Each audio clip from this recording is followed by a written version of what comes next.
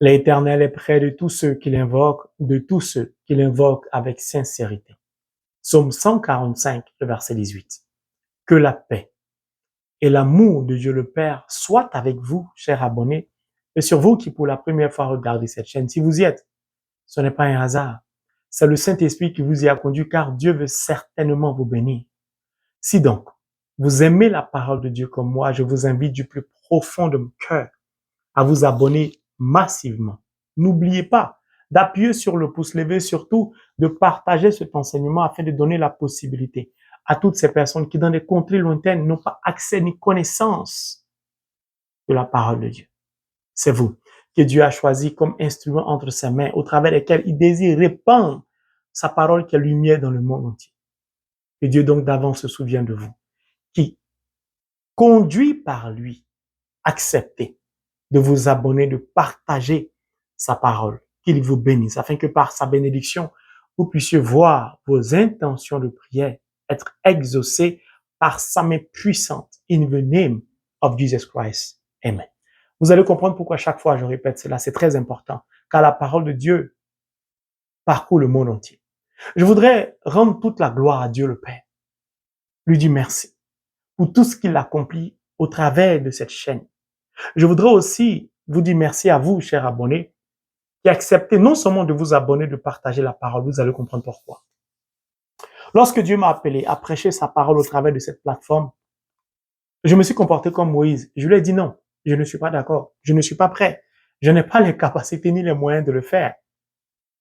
Le Seigneur m'a dit, c'est moi qui te le demande, fais-le. Le Seigneur sait très bien que je suis quelqu'un de très obéissant à la parole de Dieu. Je lui obéis sans réfléchir. Il le sait pertinemment. Donc, il savait d'avance que mon refus n'allait pas durer longtemps. Il savait comment il allait me coincer. Pourquoi je vous le dis? C'est difficile. Quand vous êtes habitué à parler, à prêcher à des personnes, à voyager, à parler à des familles, et vous arrêtez devant une caméra pour parler de la parole de Dieu. Quand vous n'êtes pas habitué. C'est pas quelque chose auquel j'y avais pensé et je n'espérais pas faire ça un jour. Et le Seigneur m'a dit, fais-le. C'est moi qui te le demande. Tout ce que je t'ai révélé, je le ferai. C'est moi qui trace les chemins au devant de toi. Emprunte les chemins que je t'indique et que j'ai accepté. Pour cela, je me suis investi. Il fallait que j'achète, enfin, ma femme et moi, nous sommes investis. Il fallait qu'on achète une caméra, un téléphone de dernière génération, un ordinateur de dernière génération. Là, Dieu nous a pas donné les moyens. Nous avons pris nos propres moyens. C'est-à-dire, Dieu me demande de faire quelque chose et puis me donne pas les moyens. Bon, Dieu sait ce qu'il fait. La parole de Dieu est joie. Nous devons rigoler quand nous partageons la parole de Dieu, surtout quand nous témoignons de ce que Dieu a accompli. Quand Dieu exauce sa propre parole, il y a de quoi lui rendre grâce, franchement. Et donc, j'ai commencé ces enseignements et Dieu m'a dit, il m'a donné l'assurance. Il m'a dit, prêche ma parole. Ne cherche pas à plaire à quelqu'un. Que les gens s'abonnent, ils se désabonnent, ne t'occupe pas. Moi, je vais choisir les gens que je vais conduire à s'abonner. Et je vais faire courir ceux que j'ai prédestinés à bénir abondamment à s'abonner. Ils vont s'abonner sans se rendre compte. Puis, je vais les pousser remplis de mon esprit, c'est à partager, car je veux toucher beaucoup de personnes par ma parole. Puis, je veux me glorifier dans la vie de beaucoup de personnes. Je dis, OK, j'ai accepté d'obéir. Et aujourd'hui, grâce à vous, chers abonnés, après avoir rendu toute la gloire à Dieu, qui acceptez de vous abonner, qui prenez le temps d'écouter la parole de Dieu. Car ce n'est pas moi qui vous suivez, on ne se connaît pas. C'est la parole de Dieu qui nous a unis comme des frères, comme une famille chrétienne. Des frères et des sœurs en Jésus-Christ. Et grâce à vos efforts, la parole de Dieu aujourd'hui est en train de parcourir le monde entier. Je ne pourrais pas citer tous les pays pour rendre gloire à Dieu, mais je vais vous citer quelques-uns pour que vous puissiez comprendre que vous n'êtes pas seul dans la foi. Il y a du monde partout dans quels que soient les pays. Il y a, pour citer quelques-uns, on va prendre, il y a la France, la Toulouse, il y a Bordeaux, il y a Paris, il y a beaucoup d'endroits. Il y a Lyon, il y a la Côte d'Ivoire, il y a Bouaké, il y a Bondoukou. Je salue vraiment tous nos frères dans la foi en Côte d'Ivoire, à Bondoukou, à Abidjan, à Bassam. Il y en a beaucoup, je ne peux pas citer toutes les villes. À l'île Maurice, à Maurice, au Cameroun, à Douala, à Yaoundé, à île de la Réunion, au Gabon, à Libreville. Il y en a beaucoup. Aux États-Unis, il y a New York, il y a Floride, il y a Miami, au Sénégal, en Martinique, au Togo, au Burkina Faso, à Ouagadougou. Il ne faut pas citer toutes les villes. Il y a Canada, Québec, il y a Montréal, il y a un peu partout au Canada, il y a la Guadeloupe, il y a Congo-Kinshasa, il y a le Bénin, il y a la Belgique, il y a l'Haïti, il y a Congo-Brazzaville, il y a l'Italie, il y a Swaziland, il y a la Russie, il y a l'Ukraine, il y a Ouzbékistan, il y a Madagascar, Rwanda. Nos frères du Rwanda, je vous salue. Dans le nom de Jésus, il y a la Germanie, c'est-à-dire l'Allemagne, il y a la Nouvelle-Calédonie, il y a United Kingdom, c'est l'Angleterre, il y a le Mali, il y a le Burundi, il y a la Guinée, il y a le Maroc, il y a la Guyane française, il y a l'Afrique du Sud, le Luxembourg, il y a la Polynésie française, il y a l'Émirat, United Arab Emirates, l'Émirat arabe uni. Il y en a plusieurs, je ne peux pas citer tous. Je tenais vraiment à partager cela avec vous, car nous sommes une famille chrétienne. Ce que Dieu a accompli, nous devons avoir l'humilité de reconnaître sa grandeur et sa bonté, surtout sa puissance inégalable et inégalée. Mes frères et mes sœurs, ensemble, rendons grâce à Dieu. Car si vous êtes abonnés, Dieu a décidé de vous bénir et de changer votre condition de vie. Il le fera. C'est une promesse qu'il m'a faite et je sais qu'il tient ses promesses. Que Dieu vous bénisse. La parole de Dieu que je voudrais partager avec vous aujourd'hui est tirée du livre de Jérémie, chapitre 29, versets 13 à 14 qui dit, et je cite, « Vous me chercherez et vous me trouverez. Si vous me cherchez de tout votre cœur, je me laisserai trouver par vous, dit l'Éternel. » Mes frères et mes sœurs, j'aime beaucoup cette parole parce que ça me rappelle mon enfance. Vous savez, on jouait à cache-cache quand on était enfant. Quand j'ai découvert ce verset, je me suis dit, Dieu aussi joue à cache-cache. Ah bon, c'est intéressant. C'est vrai, Dieu nous aime. Dieu nous aime tellement. Dieu va jusqu'à vouloir jouer à cache-cache avec nous, à rigoler avec nous, à plaisanter avec nous. Vous savez, la parole de Dieu, elle est source de joie, elle est source de bonheur, elle est source de paix de l'âme.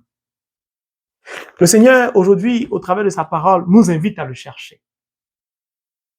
Puis, il nous donne l'assurance que si nous acceptons de le chercher, nous allons le trouver. À condition, car il dit si vous me cherchez de tout votre cœur, à condition que nous acceptons de le chercher de tout notre cœur. Pourquoi le Seigneur précise chaque fois dans la parole de Dieu le cœur?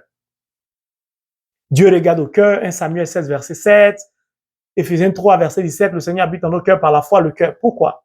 Siracide 37, verset 17, je le répète souvent. La racine de notre pensée est notre cœur. Notre cœur est la base de notre foi chrétienne. Notre cœur est la base, est le reflet de ce que nous sommes. Nos pensées, nos actions, notre comportement émanent de l'état, de la pureté, de la méchanceté de notre cœur.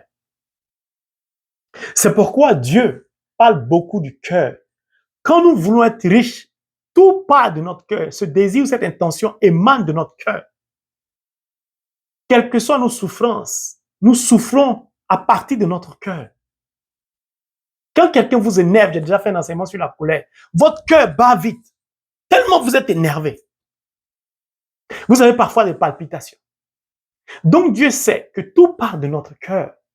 Si notre cœur est rempli de désirs de la chair, des intentions du monde, alors ce cœur n'est plus apte, n'a plus les prédispositions à chercher Dieu. Dieu nous invite donc en ce temps de carême à le chercher, mais à le chercher pas de n'importe quelle manière. Dieu nous invite donc à dépouiller notre cœur de notre soif d'emprunter le chemin que le monde nous présente, à dépouiller notre cœur des biens matériels, de la recherche des biens matériels, de la recherche coûte que coûte d'un travail, d'une maison, d'une voiture, et j'en passe. Non. Souvenez-vous de ce que Saint Matthieu a dit. On ne peut pas servir 2 maîtres. Soit on choisit l'un au détriment de l'autre. C'est-à-dire, soit on suit le Dieu de l'argent ou on suit Dieu. On ne peut pas servir les 2 maîtres. Beaucoup de personnes sont freinées dans leur recherche, si je peux m'exprimer ainsi, de Dieu, du fait du poids des difficultés. Beaucoup de chrétiens marchent par la vue et non par la foi. Marchent par la comparaison. et non pas le temps pour Dieu. Aujourd'hui, mes frères et mes sœurs, le Seigneur nous donne l'assurance que si nous acceptons de commencer à le chercher, il nous donne l'assurance que nous allons le trouver. Mais regardez comment Dieu est bon. Regardez comment la parole de Dieu est merveilleuse. Elle nous donne de connaître les profondeurs du pensée du cœur de Dieu. Mon frère, ma soeur, si tu penses que Dieu ne te parle pas, il y a longtemps Dieu te parle. Dieu a commencé à te parler avant que tu naisses. C'est seulement tu ne sais pas comment il te parle. La première manière, c'est la parole de Dieu d'abord que Dieu utilise pour nous parler. Puis, il nous parle de façon personnelle, au travers des difficultés, au travers de ce que nous vivons. Nous y reviendrons là-dessus une autre fois. Quand nous lisons la parole de Dieu, c'est Dieu qui nous parle. Dieu nous aime, mes frères et mes sœurs. Je vous dis sincèrement, Dieu nous aime. En ce temps de carême, nous devons réfléchir. Si nous aimons vraiment Dieu, est-ce que nous le cherchons chaque jour dans notre vie? Dans les événements que nous vivons, est-ce que nous arrivons à trouver sa présence? Dans les difficultés, dans la souffrance, est-ce que vous savez que lorsqu'il nous manque quelque chose, c'est dans ce manque-là que Dieu réside? Quand vous n'arrivez pas à guérir d'une maladie, par exemple, est-ce que vous savez que c'est justement dans cette souffrance que Dieu se trouve? Parce qu'il est la vie. Mes frères et mes sœurs, la parole de Dieu nous donne de découvrir les mystères importants. Dieu nous dit, je me laisserai trouver par vous, dit l'Éternel. C'est-à-dire Dieu lui-même, comme le jeu de cache-cache. Dieu est merveilleux. Il te demande simplement d'accepter, de prendre la décision, d'oser te lever, pour le chercher. Si tu réussis à faire simplement ça, lui, Dieu est dit, il va venir se laisser trouver par toi. Mais, de vous à moi, quand on fait cache-cache, est-ce qu'on se montre tout de suite? Non, on laisse qu'on nous trouve. Dieu dit, il va pas attendre que tu le trouves. Lui-même, il va venir se présenter à toi. Donc, en fait, qui attend qui? Qui cherche qui? C'est Dieu qui nous cherche. Dieu est pressé de se montrer à nous. Il est pressé de nous trouver. Mais ça donne l'impression que c'est nous qui devons le chercher. Non, c'est lui qui nous cherche. C'est lui qui veut se montrer à nous. C'est lui qui dit, il va se laisser trouver. Mon frère, ma soeur, pourquoi tu hésites à le chercher? Pourquoi tu laisses tes pensées t'empêcher de chercher Dieu? Pourquoi tu laisses ta souffrance? Pourquoi tu laisses ta colère? Pourquoi tu laisses ton orgueil? Pourquoi tu laisses tes mauvaises paroles? Pourquoi tu as du mal à emprunter le chemin de l'extérieur vers ton intérieur? Regarde, tu es à l'église, tu vas à la rencontre de Dieu. Lui-même, il vient se livrer à toi au travers de la communion qu'on lève. Mais tu es assis à l'église. Mais ce sont les gens qui regardent. 1, 2, 3, tu tournes à gauche. Tu prends ton mouchoir, tu cherches ton parfum. En fait, le diable te distrait. C'est comme tu es agité à l'église, tu n'as pas la paix du cœur. Dieu dit, cherche-le de ton cœur, si vous me cherchez de tout votre cœur. Oh, pour que tu cherches Dieu de tout ton cœur, il faut que tu sois silencieux ou silencieuse. Il faut que tu apprennes à être une personne silencieuse. Le silence n'est pas l'absence de parole, c'est l'absence de bruit. Mes frères et mes sœurs, le Seigneur est merveilleux dans sa parole. Il te demande en ce temps de carême, pardon, je suis pressé de me montrer à toi. Pardon, essaie de me chercher un peu. Regarde, ça donne l'impression que Dieu même mendie. Il mendie l'amour des hommes, des femmes qu'il lui-même il a créés. Et nous aussi, faisons un effort pour lui montrer qu'on l'aime. Dieu nous aime trop, souvent j'aime mal. Dieu nous aime tellement. Mes frères et mes sœurs, c'est ce message que je veux partager avec vous, mais je vais vous donner 2 petites histoires. Vous allez comprendre l'importance de chercher Dieu. À la base, dès que vous allez commencer à le chercher, lui-même va venir se montrer à vous. Un homme, je vais prendre le cousin de Jésus, qui s'appelle Jean, Jean le Baptiste. Un homme s'appelait Jean. C'était un homme qui avait un petit boulot. Chaque matin, avant de partir au boulot, il se partait dans une église au tabernacle, devant le tabernacle, et il disait, bonjour Jésus, c'est Jean, je suis venu te saluer. Et puis il s'en va. Jean ne manquait jamais de passer à l'église au tabernacle pour dire merci, pour dire bonjour à Jésus. Et parti. Un jour, Jean est tombé malade. Et cette maladie l'a plongé dans le coma. Malheureusement pour lui, il ne savait pas s'il allait revenir à la vie puisqu'il était dans le coma. Et dans son coma, quelqu'un vient le voir. Et la personne tape à son épaule. Et la personne lui dit, « Bonjour Jean, c'est Jésus. Comme je ne te vois plus, je ne comprenais pas. Donc je suis venu voir où tu étais. Je suis venu te saluer comme tu viens me saluer. Je m'en vais. » Le lendemain, Jean est sorti de son coma. Il a retrouvé la guérison. Mes frères et mes sœurs, cette histoire nous rappelle l'importance d'aller à la rencontre de Jésus au travers du tabernacle, du Saint-Sacrement, au travers de la parole de Dieu. Le temps que Jean a pris chaque matin pour aller à la rencontre de Dieu, pour aller chercher Dieu, pour aller dire à Dieu, bonjour. Dieu a pris le même temps, quand il ne le voyait plus, pour aller à sa recherche. Il l'a trouvé et il lui a dit bonjour en retour. Alors que lorsque Dieu vous visite, comme l'enseignement précédent, si vous gardez ma parole, vous ne verrez jamais la mort. Puisque Dieu est esprit, Jean est revenu à la vie. Cette fois-ci, c'est un témoignage que je vais vous donner. Un monsieur a eu sa fille malade. Elle était hospitalisée. Elle a été frappée d'une maladie grave. Et les médecins lui ont dit, il n'y a plus rien à faire, c'est fini pour elle. C'était vraiment triste, mes frères et mes sœurs. Ce monsieur refusait parce qu'il était chrétien. Et les médecins lui ont dit, ta fille ne passera pas cette nuit. Tout est fini pour elle. Il n'y a plus rien à faire. Dans les heures qui viennent, elle va mourir. Ce monsieur a refusé. Il a refusé d'accepter le verdict des médecins. Vous savez ce qu'il a fait? Il a emprunté les moyens de transport. Il s'est rendu dans une grotte mariale qui se trouve à 2 heures de l'hôpital. Il est parti à la grotte. La grotte était fermée par une grille,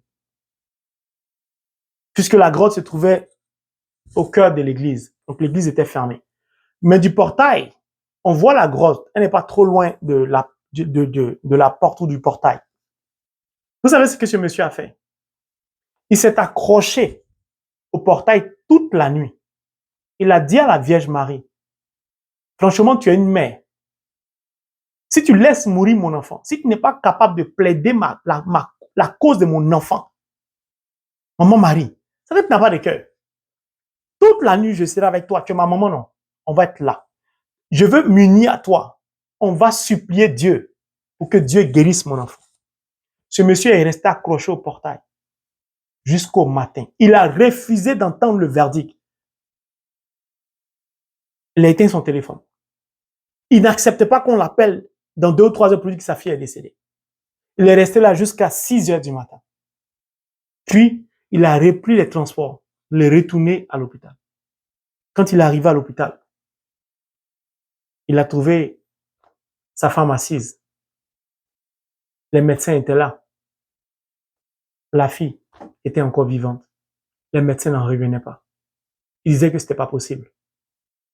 Mes frères et mes sœurs, ce monsieur a cherché Dieu de tout son cœur. Il a réussi, comme Ézéchias, à toucher le cœur de Dieu par l'intercession de la Vierge Marie. Il y a cru. Il est resté dehors toute la nuit. Et sa foi a sauvé sa fille. En ce temps de carême, que le Seigneur nous donne de le chercher de tout notre cœur, avec sincérité. Que l'Esprit Saint nous donne d'emprunter le chemin pour aller à la rencontre du Seigneur, qui d'avance lui-même vient se montrer à nous, afin que notre vie puisse changer. In the name of Jesus Christ. Amen. Que Dieu vous bénisse. Amen.